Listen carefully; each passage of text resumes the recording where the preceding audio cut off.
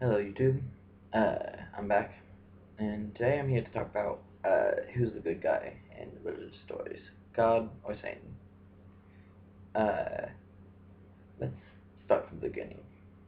Um, in the book of the Genesis, or not the Genesis, just the book of Genesis, in the Christian religion, I'm pretty sure there are books like this in every religion. Um, God creates the universe.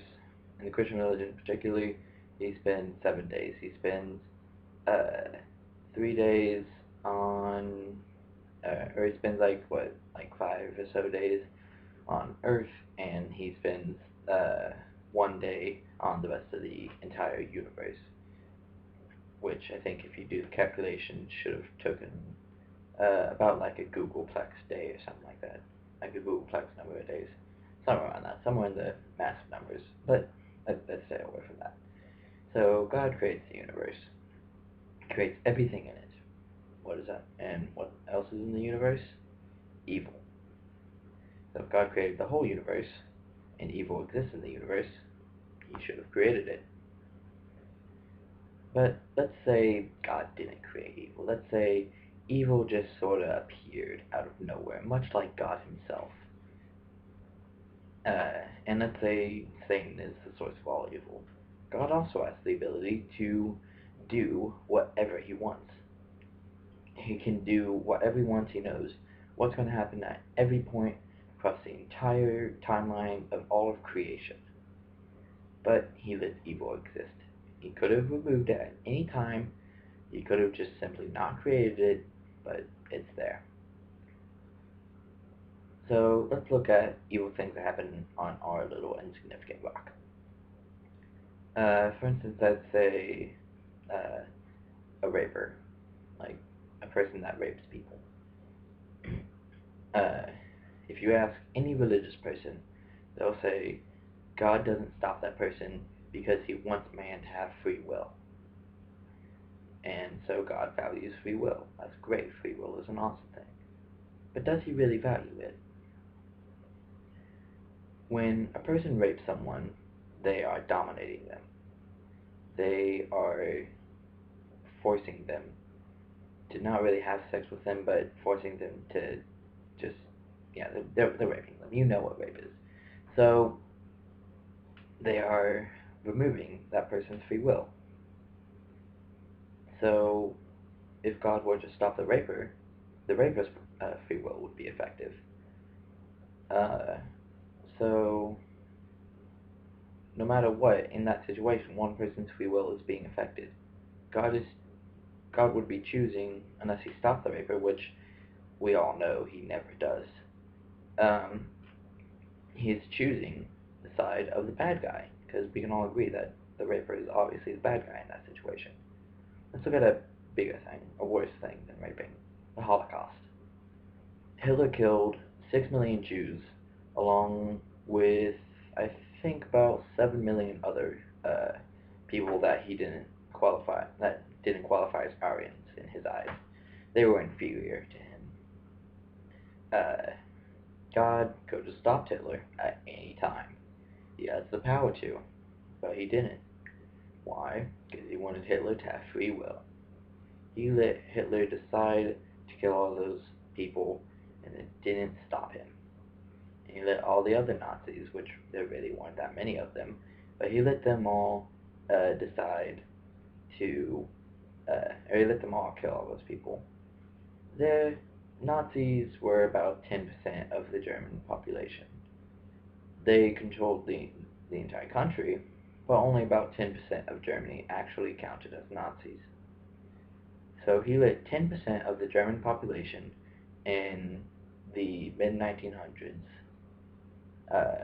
take control of and murder and use as slaves over 13 million other people. Those 13 million people lost their free will. If they tried to escape, very few made it, and they usually got killed. So those people's free will was taken away. And in this case, the other side, the Nazis, were significantly smaller than these 13 million people. There were less Nazis than the people that exterminated. But what did God do? He let the Nazis go right on killing all those people. Because he didn't want to mess with the Nazis' free will, even though they were messing with the free will of other people. Then there's Stalin. Killed 20 million people because they didn't agree with his political standpoint. Personally, I do agree with socialism, but that's beside the point. Stalin put those people in work camps, execution camps, whatever he wanted to do with them. He had absolute control, and he didn't just take away from free will from the people he persecuted. He took free will away from everyone he ruled over. That's tens of millions of people that he took free will from. And that's one person. What did God do? He took Stalin's side. He let Stalin keep his free will, even though Stalin was taking away the free will of tens of millions of people. Now let's look at the supposed evil in the religious universe. Satan. What does Satan do? Well, up to this point, and throughout all of history, all he's ever done is be in control of hell, which is where all the evil goes. That's where evil people are punished. So hell is in charge and control. Satan is in charge of hell, where all the evil people go and are punished. So Satan punishes evil people. So Satan doesn't like in the stories it says Satan is the cause of all evil, which may or may not be true. But when you think about it, God lets evil happen, and he must have created it since he created the whole universe. And even if he made Satan the source of all evil, he could get rid of Satan. Satan might be influencing these people to do bad things, but God lets it happen. And then, after they've done the bad things, Satan punishes them for it. So at the worst, Satan is neutral. Personally, I think he's the good guy in this story, because he punishes bad people. And God just lets them do it. God lets them do whatever they want, even when it takes away other people's free will. So who do you think is the good guy? If you enjoyed this video, keep watching. Keep watching this channel. There's more videos. Link to the previous video will be right here on Rainbow Dasher's face. And if you like my videos, please subscribe. Leave a comment. I love religious debates, and we can have some. Thank you for your time.